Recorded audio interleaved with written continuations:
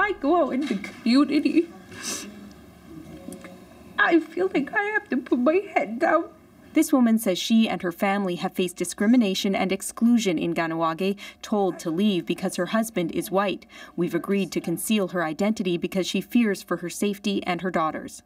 I try to keep her clothes in so she doesn't have to hear them. Your father's not Native, your father's white or not from here. She's one of 5 people who filed complaints with the Canadian Human Rights Commission last year, alleging the Mohawk Council of Kahnawak's membership law is discriminatory. The so-called marry-out, stay-out law says anyone who marries a non-Native has to leave, and some people who are biracial are also excluded from membership.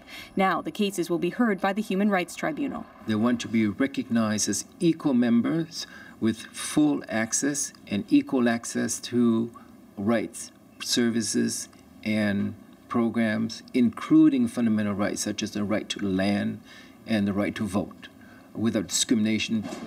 Brenda Deerhouse-Fragnito has been fighting the law for decades, since she married her non-Native husband and was forced out of the community. Instead of being inclusive, they decided to throw away both men and women who have married out, which is wrong. It's discrimination, it's racism.